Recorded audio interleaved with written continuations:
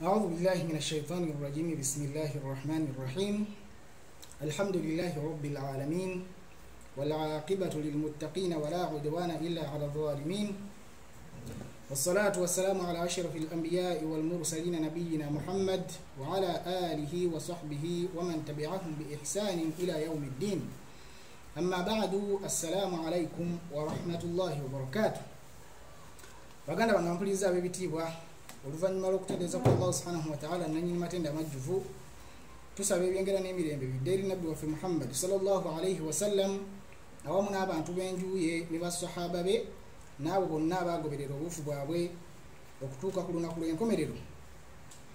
Nga ku mulundi guno biidhinillahi ta'ala tuzze n'olujegere lw'emisomo egigenda okuvvuunula buruda ya Imam al-Busiri era nga mwana wattu emisomo gino gibadde nga gitusabwa ebbanga lyonna. Baganda baffe bangi babadde baleeta okusaba kwabwe nga batugamba tubeere nga tuvaayo tunnyonnyole n'okubeera nti tugonza mu bigambo bya Imam al-Busiri bye yabeera nga atontoma mu buruda ye mwe yawaanira Nabbi Muhammad sallallahu alayhi wasallam. Nabwe kityo Allah subhanahu wa ta'ala yampadde ekirowoozo ate era n'abeera nga ampa tawfiq n'abeera nga ampa obuvumu mbeere nga nvaayo okubeera nti nnyonnyola abasiraamu n'okubagondeza mu bigambo bya Imam al-Busiri bye yabeera nga atontoma mu buruda ye. Era nga biidhinillahi ta'ala gwe mulimo gwe tuliko ssaawa eno yennyini gwe tugenda nagwo mu maaso biidhinillahi ta'ala. Tusaba Allah subhanahu wa ta'ala atuwe okugutwala mu maaso n'okubeera nti tuguggusa biidhinillahi ta'ala. Nga mu mukaddima guno oba mu video yaffe eno tugenda kulaba ekiyitibwa al-mukaddima, okuggulawo oba okugenda okubeera nga introduction, okwanjula emisomo gyaffe gino olw'ensonga nti gigenda kujjira mu silisira, gigenda kujja giddiriŋŋana lwe tuyinza okuyita ng'olujegere. Oba mpuliriza bulungi? Era nga mu mukaddima gwaffe guno oba mu video yaffe eno tugenda kutanaawala ebintu eby'enjawulo ebyetaaga okusooka okumanyibwa nga tetunnaba kuyingira mu kunnyonnyola makulu n'ebigambo bya buruda eya Imaamu al-Busiri. Tugenda kulaba ebintu eby'enjawulo nga naalyagadde gwe muganda wange mpuliriza osooke obimanye nga situnnayingira mu kunnyonnyola bigambo bya buruda ya Imaamu al-Busiri. Ekisookera ddala tugenda kusooka tumanye at-ta'rifu bil Imaamu al-Busiri sahibul buruda. Tugenda kusooka tutegeera Imaamu al-Busiri yaani yazaalibwa mwaka ki era yafa ddi era biki ebitinitini ebimukwatako olw'obutawanvu yennyo. Then tujja kulaba ensonga endala nga ezinaba ziddiridde ze tunaba twetaaza okubeera ntukoonako nga situnaba kugenda wala nnyo mu kubeera ntutandika okunnyonnyola amakulu g'ebigambo ebyajjira mu buruda ya Imaamu al-Busiri. Ng'okunnyonnyola kuno oba okuvvuunula ebigambo bya Imaamu al-Busiri bino mwana wattu nkuganyuddwa mu bitabo eby'enjawulo ebyajja nga bivvuunula buruda ya Imaamu al-Busiri eno. Kimanye gwe muganda wange mpuliriza ti buruda ya Imaamu al-Busiri Allah subhanahu wa ta'ala yagiwa ekiyitibwa al-Qabulu, yagiggulirawo n'ebeera nga etyaka etambula mu nsi yonna n'emanyikwa okutuuka ku ddaala nti ekwata ekifo kyakubiri mu bitabo by'obusiraamu ebyasinga okutyaka ennyo mu nsi yonna ebyamanyibwa abamanyi n'abatali bamanyi nga abantu bonna babimanya. Ekitabo ekisooka ya Qur'ani ey'ekitiibwa. Qur'ani ey'ekitiibwa kyekimu ku kitabo ffenna kitumanyi bulungi nnyo nti kyatyaka nnyo, omuto n'omukulu bonna bakimanyi mu bitabo ebyawandiikibwa mu Busiraamu. Ekitabo ekyokubiri ye buruda ya Imaamu al-Busiri Allah subhanahu wa ta'ala yagiwa al-Qabul okubeera nti agiggulirawo n'etyaka nnyo n'emanyikwa nnyo mu nsi zonna, abaana abato n'abakulu abamanyi n'abatamanyi bonna ne bagimanyira ne bagiwulirako. Olw'ensonga nti Qur'ani webanga eyogerako Allah subhanahu wa ta'ala n'okumutendeza n'okumugulumiza, ate yo buruda ya Imaamu al-Busiri mwana wattu eyogera ku Nabbi Muhammad sallallahu alayhi wasallama n'okumusuuta n'okumuwaana n'okulaga mwana wattu manzira ye oba eddaala lye n'ekituufu kye yali Nabbi Muhammad sallallahu alayhi wasallam. Newankubadde nti niwe tugamba kumuwaana niwe tugamba kumusuuta tetusobola kumalayo ddaala lye.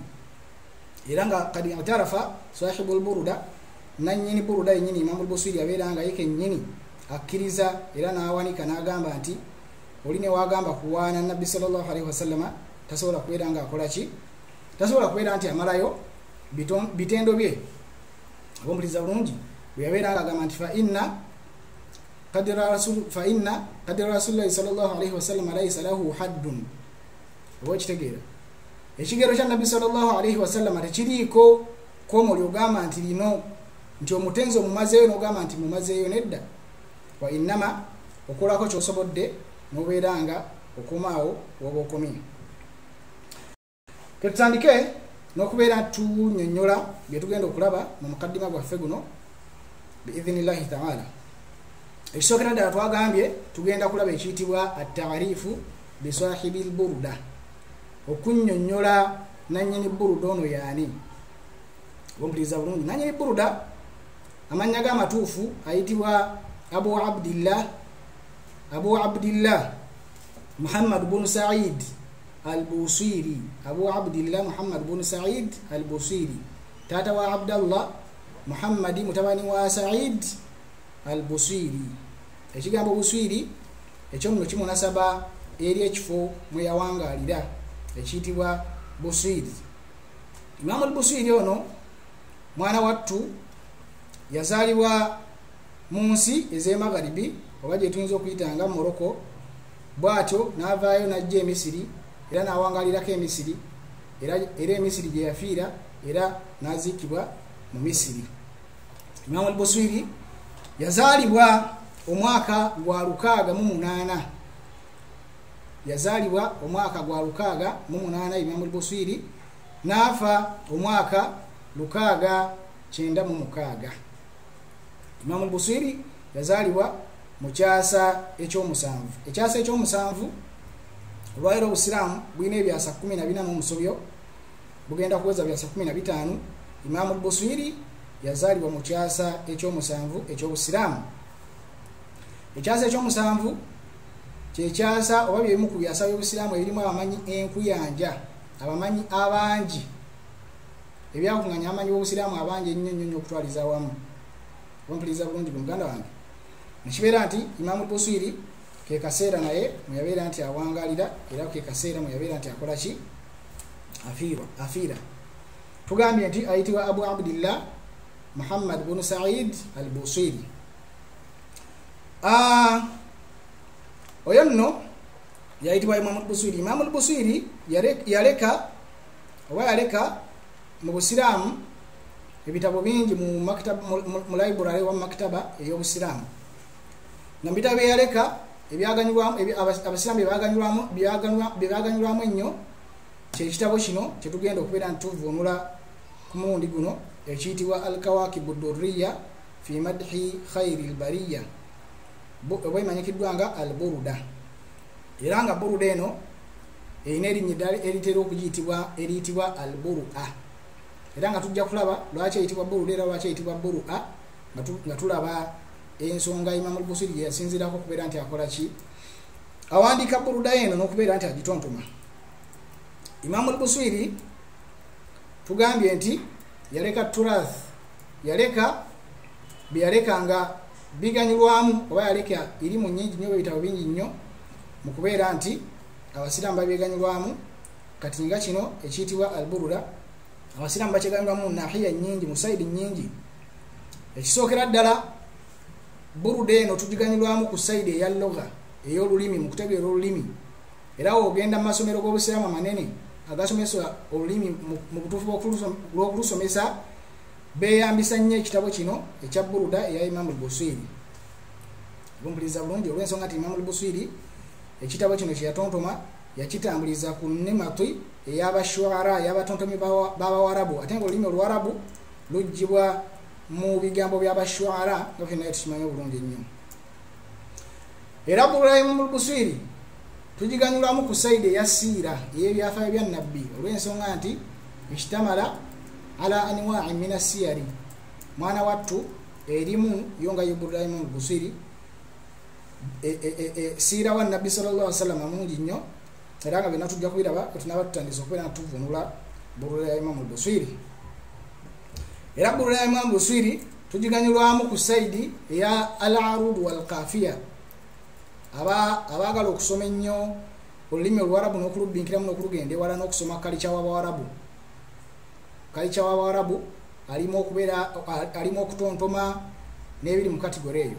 Imam al-Busiri ekitabo kino kye yatulekera era tweganyulwamu nnyo oba tuganyulwamu nnyo ku saidi eyo eya al-arudu wal qawafi oba fanni oba essomo erimanyikiddwa nga erya al-arudu wal qawafi, essomo erifuga ebyokutontoma. Nekibeera nti Burda ya Imam al-Busiri tujeganyulwamu bintu bingi nnyo, mwekyo nga n'ekikulu kye tugiganyulwamu kwe kusuuta Nabbi sallallahu alayhi wasallam, okusuuta Nabbi waffe Muhammad sallallahu alayhi wasallam. Era nga okusuuta Nabbi sallallahu alayhi wasallam kimu ku madhahiri al-hubbu, mwana wattu ebimu ku birago okumwagala Nabbi Muhammad sallallahu alayhi wasallam.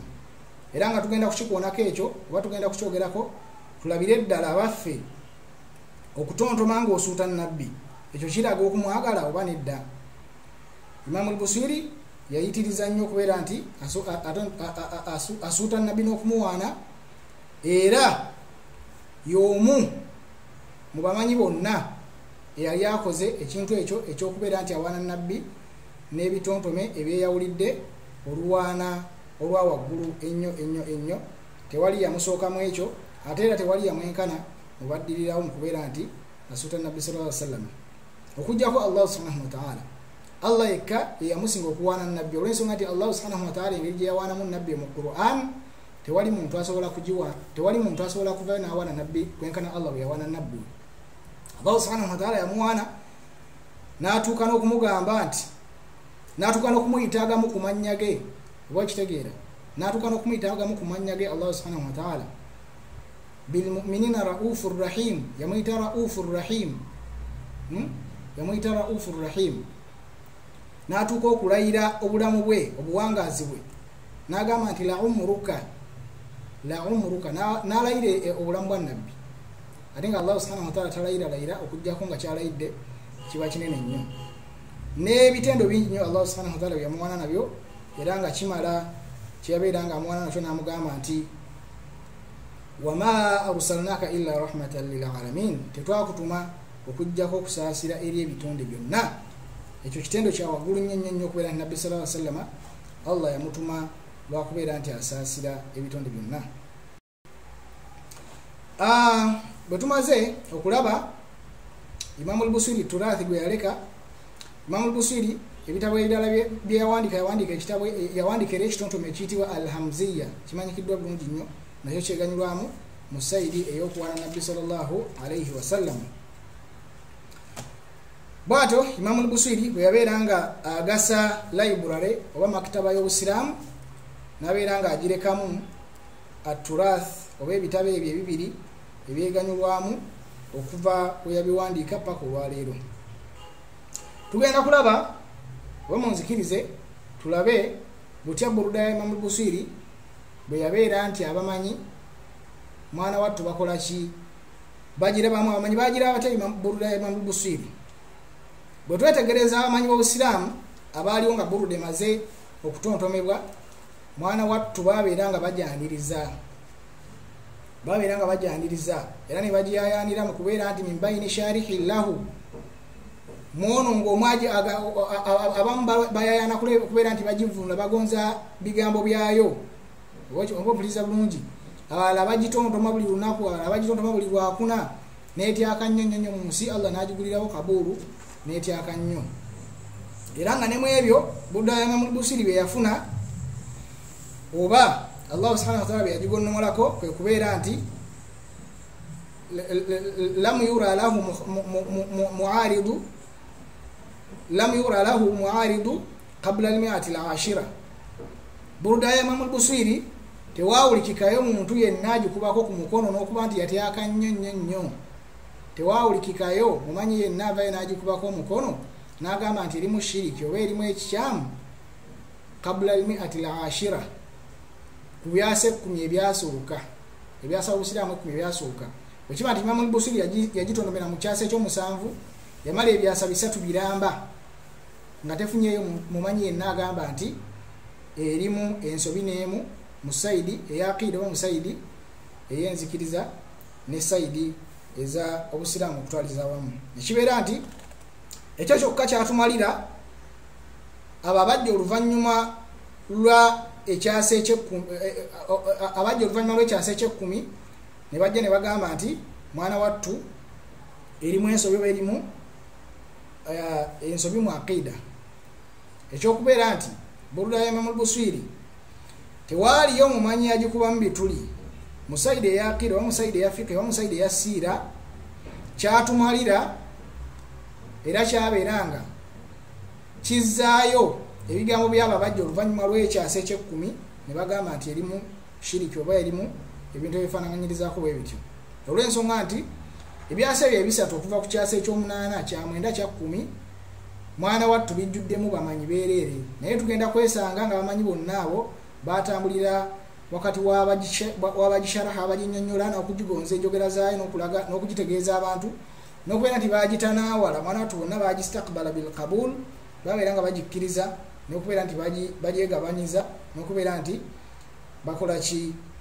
bajagala n'okugisoma nekibeera nti Burda ya Imam al-Busiri teriimu nsobi nga abantu abamu webakola ki webagamba nekibeera nti abamanyi b'obusiraamu Burda ya Imam al-Busiri weyabeera nga ebatuukako oba Imam al-Busiri weyamala okubeera nti agitontoma babeera nga bajaniriza era abamanyi ab'enjawulo babeera nga bagisharaha bagigaziya n'okuginnyonnyola abantu bagitegeere mbo mulimu ayitibwa al-Imam Sheikhul Islam Zakaria al-Ansari Sheikhul Islam Zakaria al-Ansari yabeera nga akola sharhu ku Burda ya Imam al-Busiri al-Imam az-Zarkashi Imam az-Zarkashi basajja banene bonna bali mbyasa ebyakulembera kabla al-mi'ati al-ashira ekyasa ekyokumu tekinaba kujja bonna babeera nga basharaha Burda ya Imam al-Busiri eyo ba Imam Suyuti bagisoma Imam Ibn Hajar al-Haytami ayina sharhiye manyikiddwa nnyo etibwa al-Umda fi sharhi al-Burda Imam ar-Ramli n'abalala bonna bangi nnyo babeera nga Burda ya Imam al-Busiri bakola ki mwana wattu bagivvuunula era nga mwana wattu kitumalira bumaliza okubeera nti tewaawulikikayo mumanyi yenna agikubako mukono kabula al-mi'ati al-ashira ng'ekyasa eky'ekkumi tekinnajja nekibeera nti eyo nebanga al-ijma olw'ensonga nti wetudda mu kisaawe kya usul al-fiqhi kasita ekyasa kiramba kiyitawo abamanyi bonna ne beegatta ku nnamuleemu oba endala mwana wattu tekikkirizibwa kubazza oluvannyuma lw'ekyasa ekyo okubeera nti ate bo bamenyawo ennamule eyo amakulu nti bwe kiba nti ekyasa eky'omunaana beegatta nti Burda ya Imam al-Busiri teriimu nsobi kubanga singa tebeegatta baali badde bagikuba kubanga bali bamanyi baali balwanirira busiraamu era baalivudde ne bagamba ekyo ekitabo kirimu shiriki mu kyewale ekyomwenda ne kiyitawo nga tewali agikubyemu kituli ekyekkumi ne kiyitawo nga tewali agikubyemu kituli kitegeeza tekikkirizibwa ate kubajja oluvannyuma lwabo okubeera nti bagikubamu ebituli era Burda ya Imam al-Busiri okubeera nti ekubwamu ebituli ekyo kyajja ddi mwana wattu kyajja luvannyuma nnyo nga wayiseewo ebyasa bingi biwerako nga kitandikawo ku mikono gy'abaani ku mikono gy'abayeyita as-salafiyya abeeyita abasalafu naye nga mutuufu okubeera balina kuyitibwa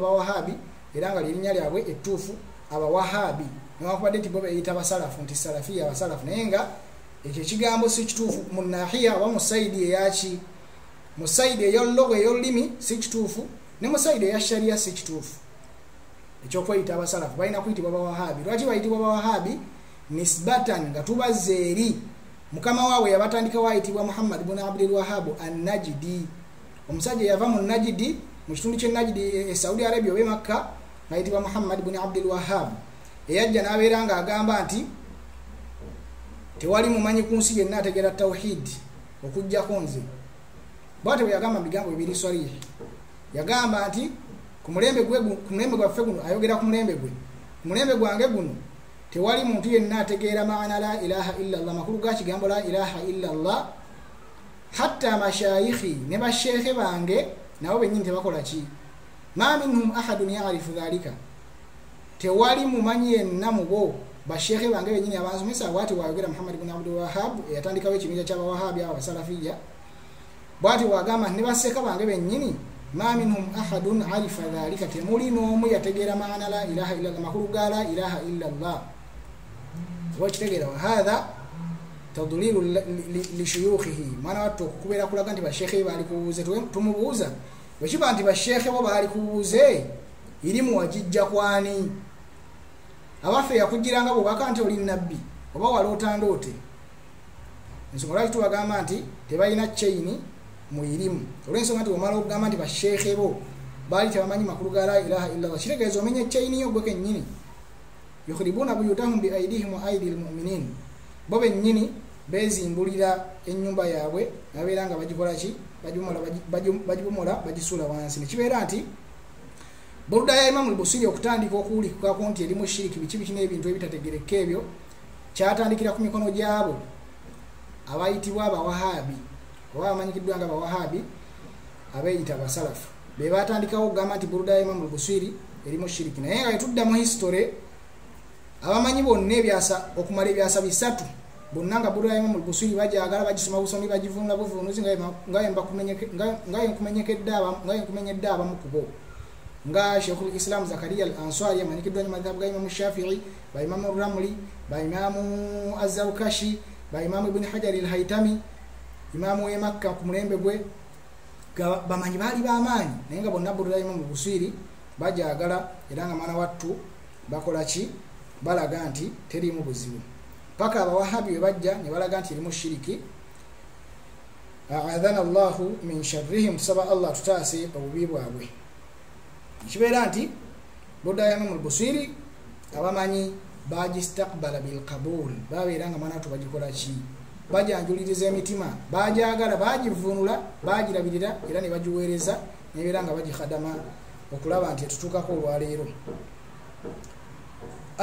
point endala gyengenda okulaba oba okwogerako tasawufu al-Imam al-Busiri. Imam al-Busiri yali musajja musuufi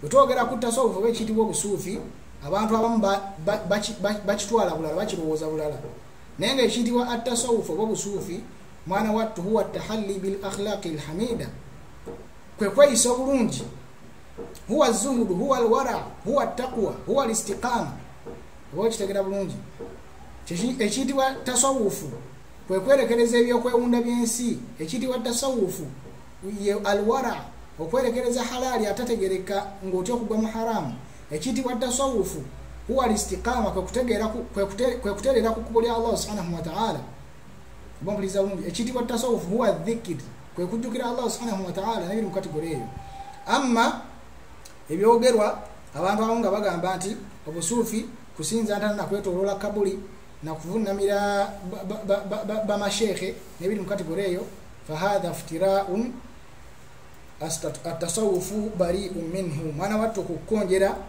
tasawufu omutuufu mwana wattu akwesambira ddala ekitibwa obusuufi kyesambira ddala ebigambo ebyogerwa nti tasawufu oba obusuufi kwetoloola ntana nebiri mu kategori eyo wakaifa liibadillah kijja kitya ku baddu ba Allah al-awliya al-mukhlisin mikwano gye an ya'budu ghayra okubeera nti basinza atali ye subhanaka hadha buhtanun azim ay Allah tukuloopera okwo kutemerera kwa waggulu nnyo wa innama abaddu ba Allah subhanahu wa ta'ala basinza Allah subhanahu wa ta'ala la yushrikuna bihi shay'a tebalina kintu kyonna kyebamugattako amma okulambula entaano ogenda okuzira abaliri itibaaru kubeera nti tufunamu ekyokuyigamu abo abagenda oba iltimasul barakata indahum idha kanu awliya oba okubeera nti omwana adamu ayagala emikisa gya Allah subhanahu wa ta'ala gyoyirenga gimutuukako nga abalambuddeko bwe baba nga balimba ahli salah wal awliya balimba abantu abalongoofu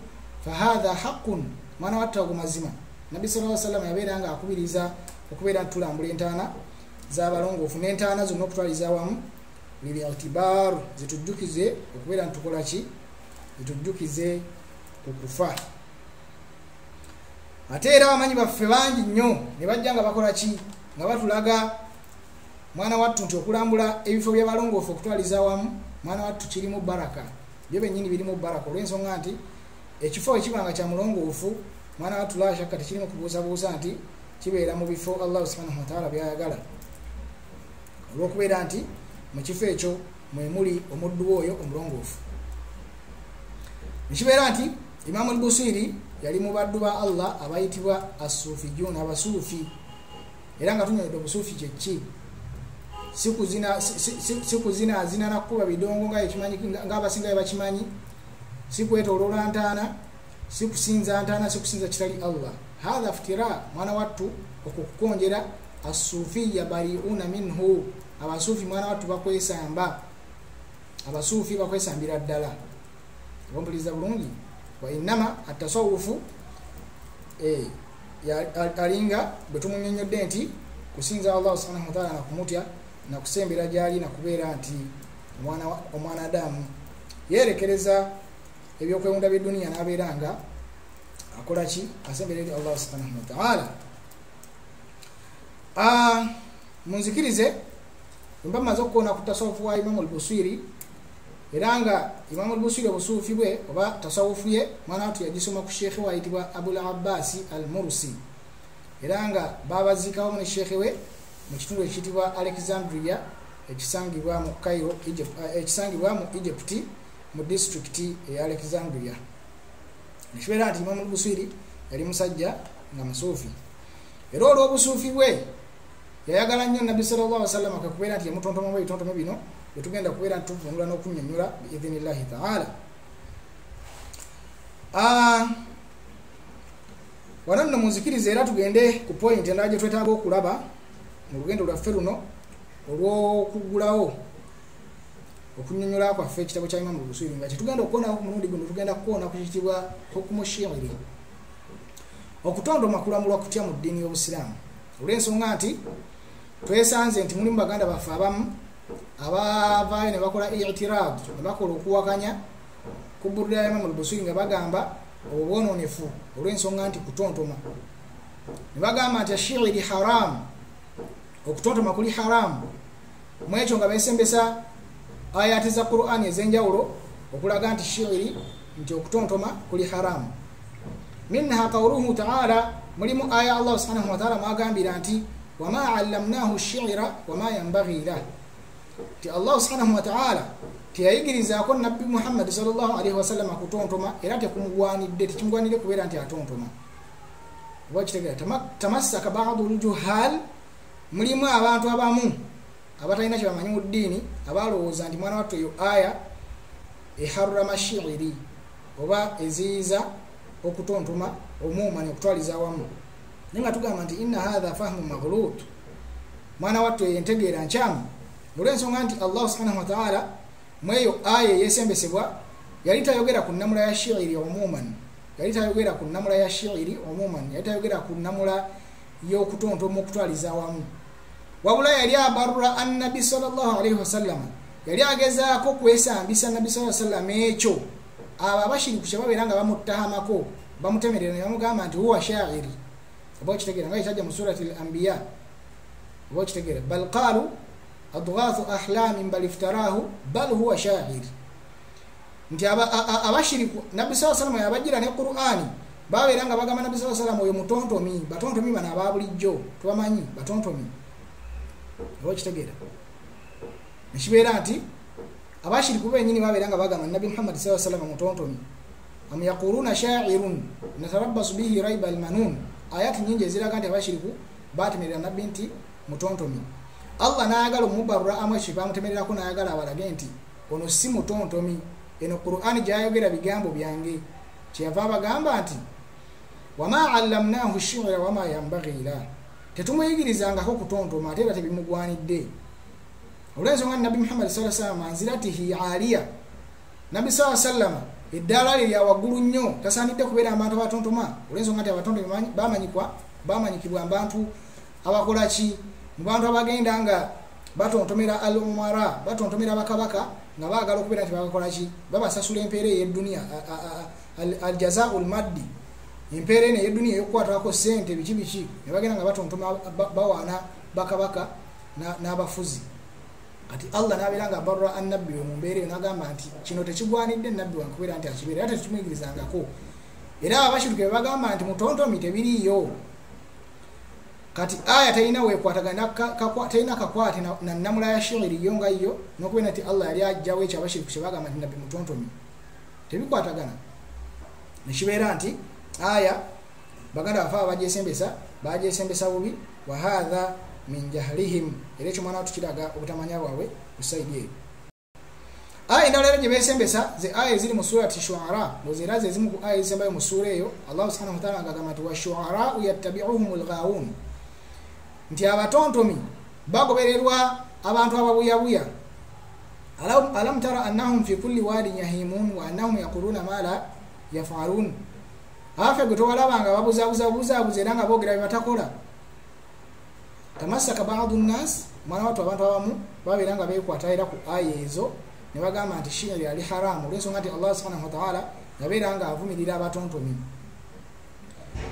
ne beerabira okusoma aya ezo gye ziggwera nti Allah subhanahu wa ta'ala yakola istithna mwana watu yakola ki yajjamu mu batontomi abo n'alaga nti ate waliwo abatontomi abatakola ki abatavumirirwa kyabeera nga agamba nti illa alladhina amanu wa amilu salihati okujjako abakkiriza mu bo wa amilu salihati ne bakola emirimu emirungi wantasaru min ba'di ma zulimu yani abeera nga beetaasa oluvanyuma lw'okulyaza amanyizibwa nekibeera nti Allah subhanahu wa ta'ala bwe yabajjamu muki mu batontomi abavumirirwa toban abatontomi abavumirirwa bya abatontoma ebigambo ebitakola kye bitalina makulu abeera mu kuwaana bakabaka nga baagala bafune sente ne basukka n'ekkomo batontoma bakabaka bawaana bakyala n'ebiri mu kategori eyo naye omutontomi wabanga atontoma ebigambo ebirungi ate nga mukkiriza ate nga atya Allah n'atambulira ku mateeka g'obusiraamu mwana wattu oyo mutontomi takola ki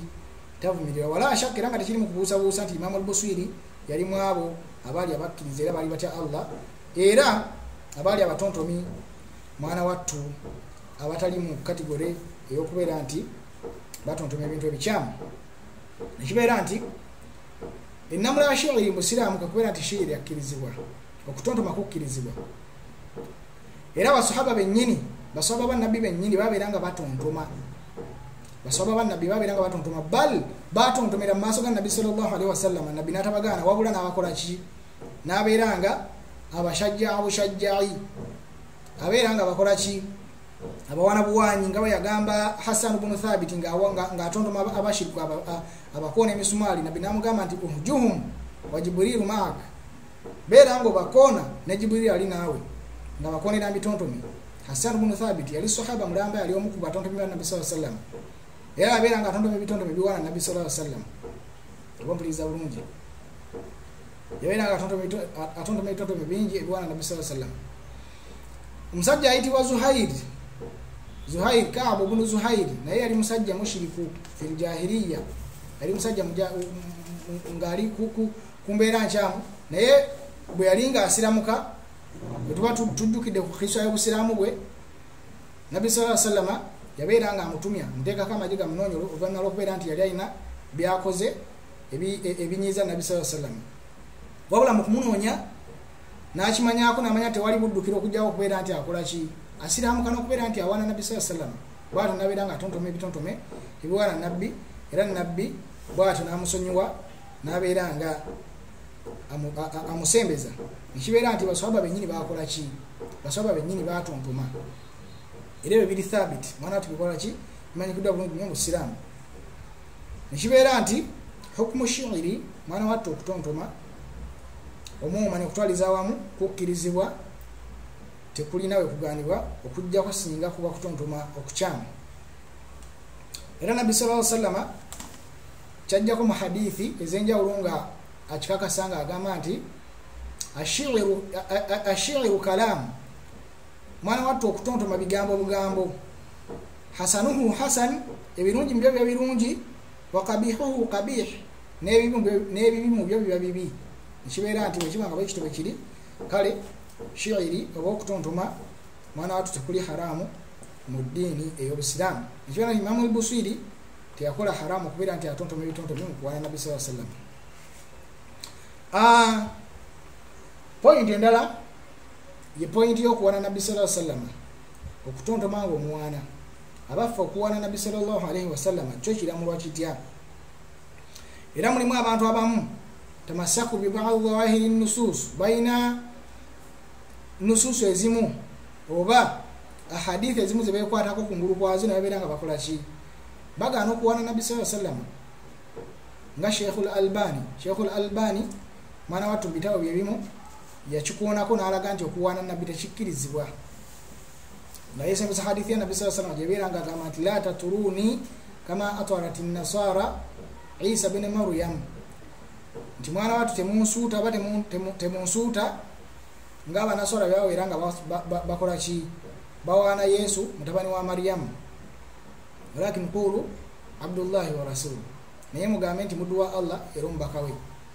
Nabbi sallallahu alaihi wasallam bagamba abantu abamu bakwata eyo hadithi ne bagamba tekikirizibwa kuwaana nabbi sallallahu alaihi wasallam, naye nga mwana wattu hadha fahmu maghlut, mwana wattu entegeera nkyamu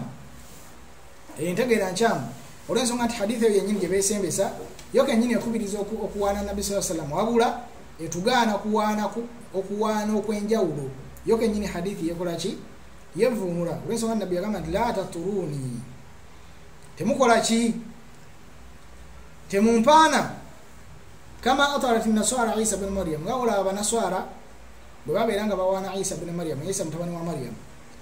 Amakulu ndi nabbi okuwaana kwatugaana kwe kuwaana abanaswara kwe bawaana nabbi Isa.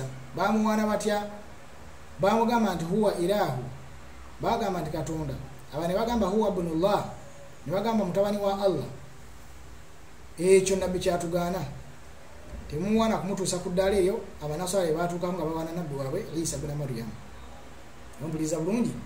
Era ekyo Imam al-Busiri yakitegeera nnyo, nabeera nga akikoonako mu baiti mu kitontome kye kino bwe yali awaana nabbi n'agamba nti da'ima da'athu naswara fi nabiyyihi, beera nga weewala ekyo abanaswara kye babeera nga bakola ki, kye babeera nga batenda nakyo nabbi waabwe, ekyokubeera ne bamuyita mwana wa Katonda oba ne bamuyita Katonda ye kennyini.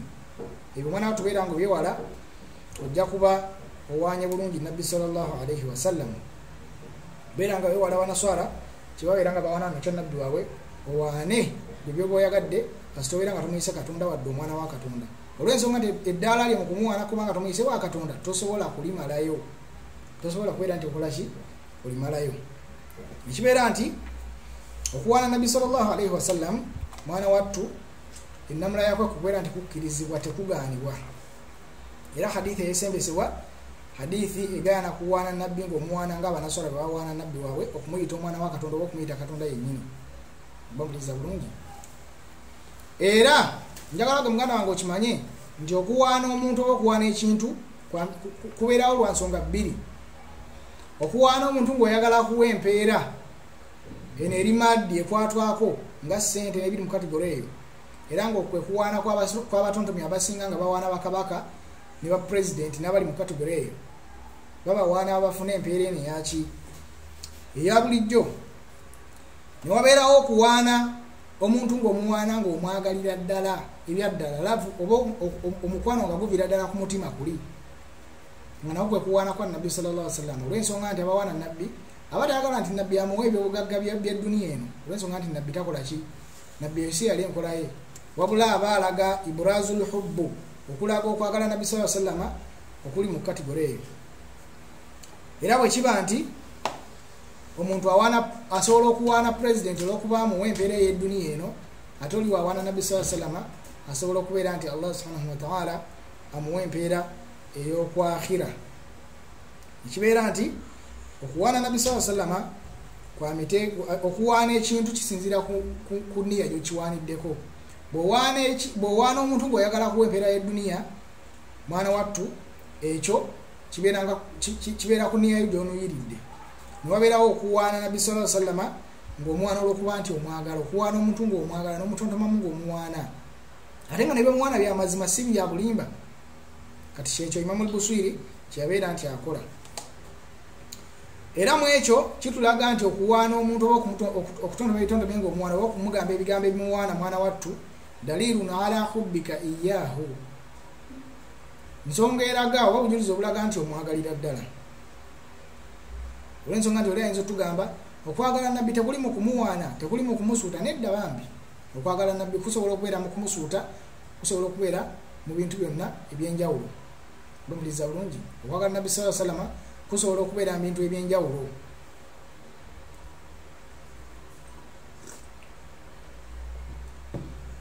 Okwagala nabbi sallallahu alaihi wasallam kusobola okulabikira mu bintu bingi ebyenjawulo. Newankubadde nti omuntu aba ayagala ekintu oba aba ayagala omuntu, bambuliza bulungi, innal muhibba lil muhibbi muti'u. Bambuliza bulungi, omuntu bw'abanga yagadde ekintu oba aba yagadde omuntu, mazima ddala amugondera.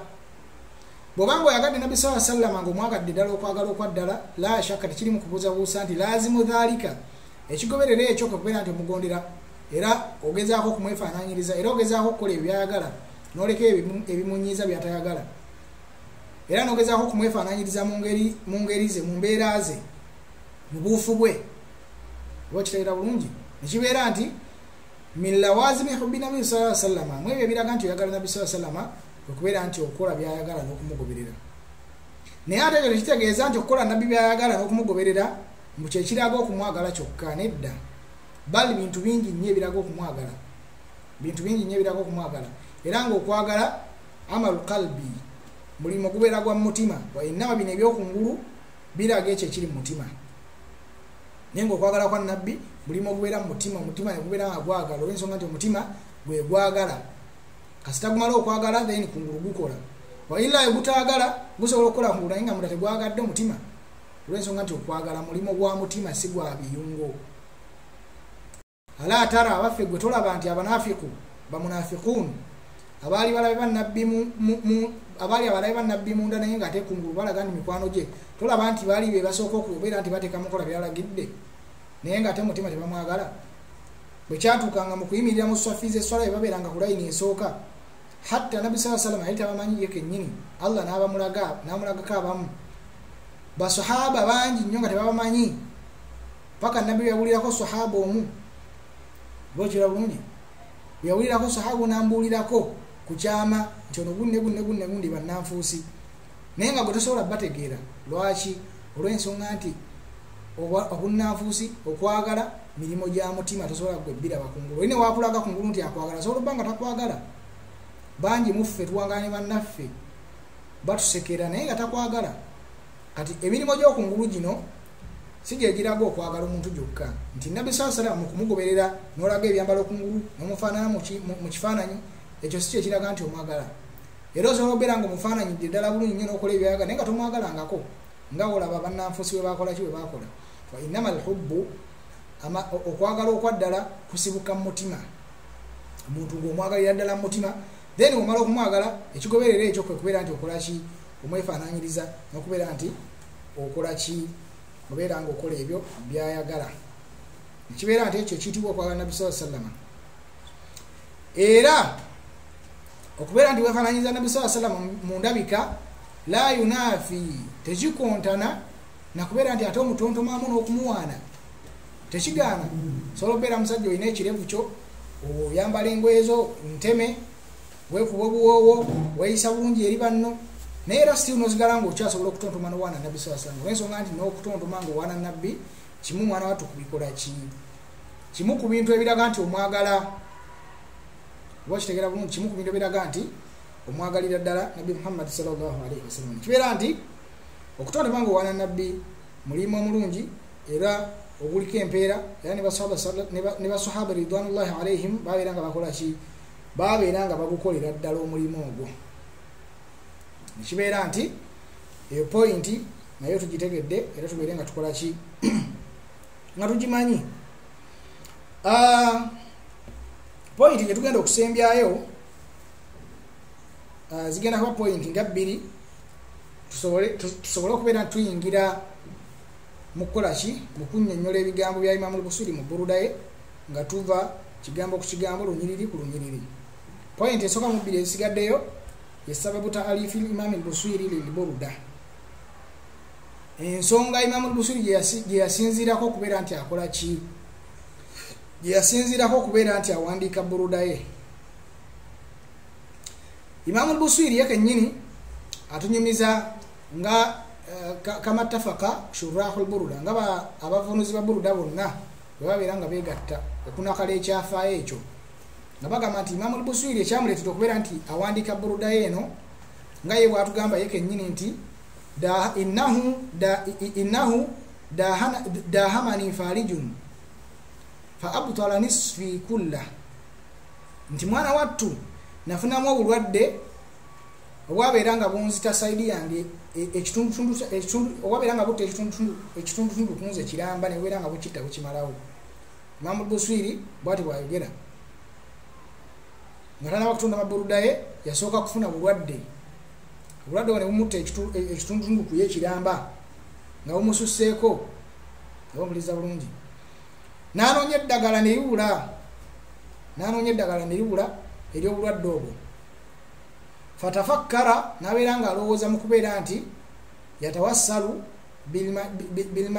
bimadihi nabi sallallahu alaihi wasallam ila Allah, n'alowooza mu kubeera nti ateekawo kayungirizi wakati we ne Allah subhanahu wa ta'ala okubeera nti atontome ebitontome, awandiika ekitabo ekyebitontome nga asuuta nabbi Muhammad sallallahu alaihi wasallam abeere nga atawassala n'ekyo eri Allah, amuteekemu nga kayungirizi eri Allah asobole omuwonya obulwadde. Era bw'ati Imam al-Busiri bwe yakola n'abeera nga addiringana okubeera nti atontoma ekitontome ekyo n'okubeera nti akola ki, abeera nga atawasala eri Allah, agamba ayi Allah kulw'ekitontome kino ekyokuwana nabbi obeera nga okola ki, beera nga omponya obulwadde buno, kulw'okwagala nabbi okwemwagala, beera nga omponya. Bw'atyo Allah subhanahu wa ta'ala n'abeera nga amuloosa ekirooto. Imam al-Busiri yaloota ekirooto, mu kirooto ekyo yalaba nabbi sallallahu alaihi wasallam, yalaba nabbi sallallahu alaihi wasallam mu kirooto. Nabbi sallallahu alaihi wasallam n'amugamba tontomeraamu ekitontome ekyo kyewatontomye oba kyewakola. Imam al-Busiri n'abeera nga akola ki, nga amutontomera ekitontome ekyo. Nabbi sallallahu alaihi wasallam n'akwata n'ajjako burudayo oba ekitambaala kye n'abeera nga akisiimuula ku Imam al-Busiri. Imam al-Busiri we yazuukuka, mwana wattu yagenda okuwulira nga awulira eki, awulira amaanyi, awulira nga akomyewo, awulira nga omubiri gukomyewo. Bw'ati n'abeera nga Allah subhanahu wa ta'ala amuwonya olwa buruda eyo. Era mu kubeera nti Imam al-Busiri bw'ati bwe yali afunye ekirooto ekyo, era n'awona bulungi nnyo, aba atambula ku street n'asanga omu ku balongoofu, omulongoofu n'amugamba owange ntontomeraamu oba mpa ekitontome kyewatontomedde nabbi sallallahu alaihi wasallam. N'amubuuza ekitontome omwavu oyo n'akitandika. Imam al-Busiri nga talina bwe yagambyeko nti alina ekitontome kye yatontoma nga awana nabbi sallallahu alaihi wasallam. N'amubuuza gwe wakitegedde otya? Omulongoofu ono Imam al-Busiri n'abuuza omulongoofu oyo wakitegedde otya ekitontome ekyo? Bw'atyo omwavu oyo n'abeera nga akola ki, amugamba nti nange nalabye nabbi sallallahu alaihi wasallam mu kirooto ng'olina ekitontome ky'omutontomera, era n'abeera nga akusiimula buruda eyo n'obeera nga owona obulwadde bwo. Olwo nno buruda eyo we yajjira ekiyitibwa ashuhura, we yajjira okubeera nti etyaka nnyo, era n'enyumizibwa ekyafaayo kyayo n'ebeera nga etyaka nnyo, era abantu bangi baalinga mwana wattu bagisoma n'abeera nga ebamalira ebizibu eby'enjawulo biidhinillahi ta'ala ku lw'obuyinza bwa Allah. Olw'ensonga nti buruda eyo erimu kuwaana nabbi sallallahu alaihi wasallam. Ate waman yakum bi rasulillahi multamisu, omuntu yenna afuula nabbi nti ensonga Allah gyagenda okumuwonyezaako, mazima tewali kubuusabuusa nti Allah subhanahu wa ta'ala amukola ki, amumalira ekyo kyaba ayagala okumumalira. Ompuliriza bulungi, omuntu yenna eyeekwata ku nabbi n'okumwagala n'abeera nga bwakulembeza eri Allah, gwatekawo nga tawassul, gwatekawo nga alwasiira, gwatekawo nga kayungirizi, mwana wattu Allah amumalira ebyetaago bye. Olw'ensonga nti nabbi sallallahu alaihi wasallam kyekitonde Allah subhanahu wa ta'ala kyakyasinza okwagala. Era mwana wattu yalinga kayungirizi wakati waffe ne Allah subhanahu wa ta'ala, akyasinza okubeera ow'amaanyi era akyasinza okubeera omwagalwa eri Allah subhanahu wa ta'ala oluvannyuma lw'amannya ga Allah subhanahu wa ta'ala amalungi.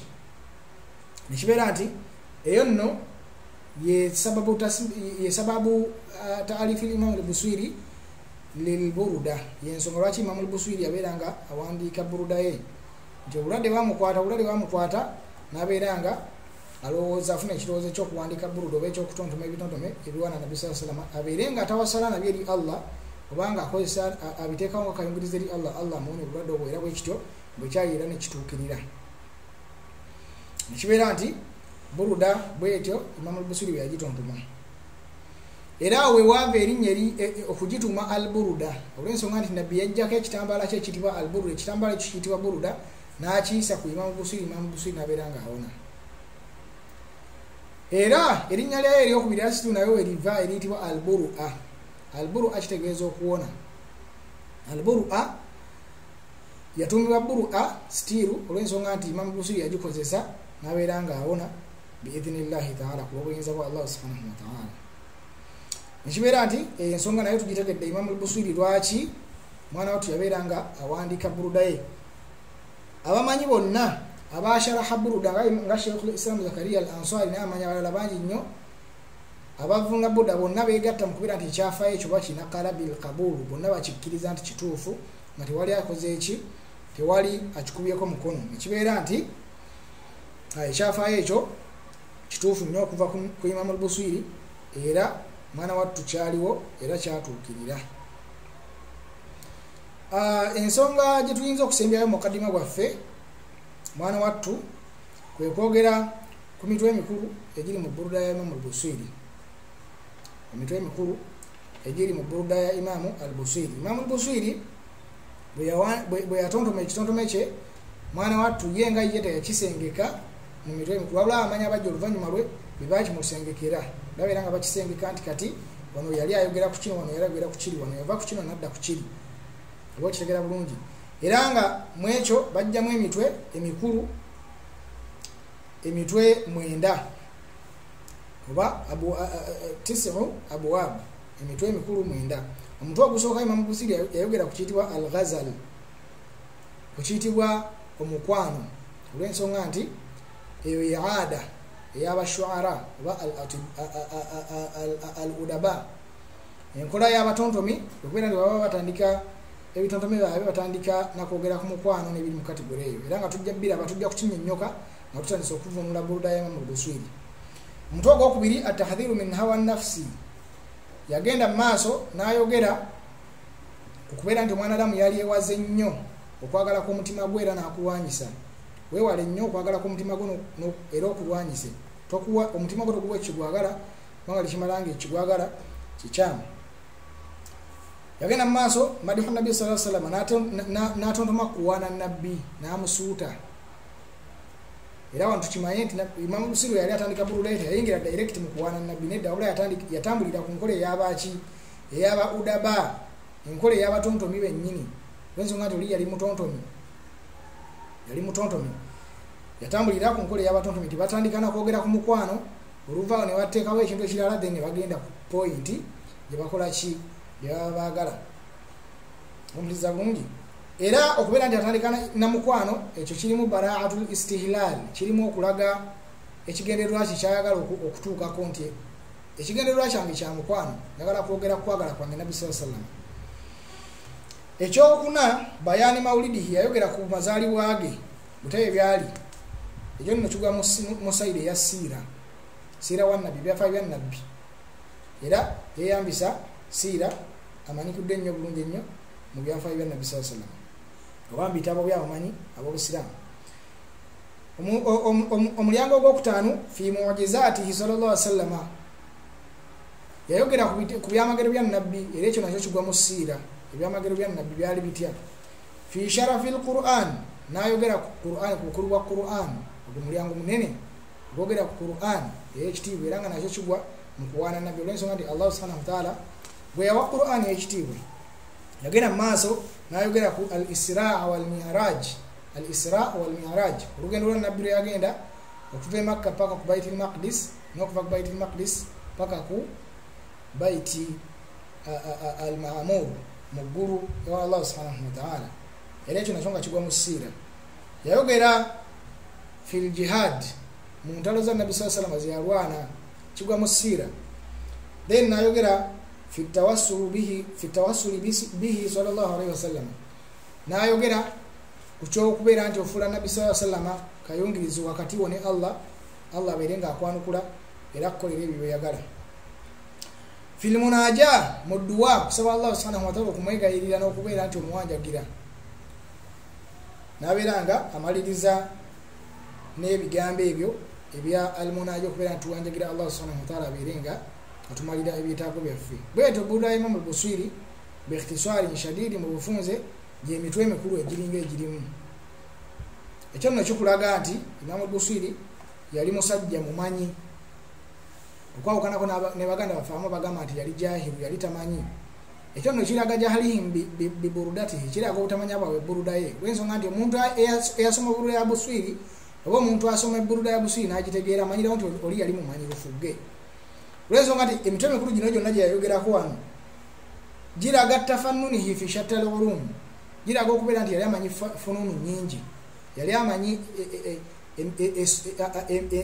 yali amanyi emiteeko gya irimu mingi yamanya kusiira yamanya ku ilimu nafsi okujjanjaba omutima n'amanya ku ilimu lhubbu ku ilimu y'okwagala n'amanya ku ilimu y'okuwana nabbi n'amanya ku ilimu ya siira n'amanya ku ilimu ya aqida n'amanya ku ilimu ya fiqhi jihadi n'ebiri mu kategori eyo kiraga nti Imam al-Busiri yali musajja nga mumanyi ddala asaanidde okubeera nti ayitibwa mumanyi era nga kimala okubeera nti mwana wattu yali ustaadhu fi lugha mwana wattu yali mumanyi w'amaanyi kusaidi eyaki kusaidi ey'olulimi Oluwarabu n'okukola ki n'okubeera nti mutontomi ate ng'eyo fanni namba mu fanni ezimanyikiddwa nga fununu al-Islam mu fanni ez'obusiraamu olw'ensonga nti obusiraamu bwakka mu lulimi Luwarabu obanga tolumanyi oba togenda kubeera mumanyi kati oli waabanga yali amanyi olulimi Luwarabu kitegeeza ddala mu busiraamu yali mutabaru nti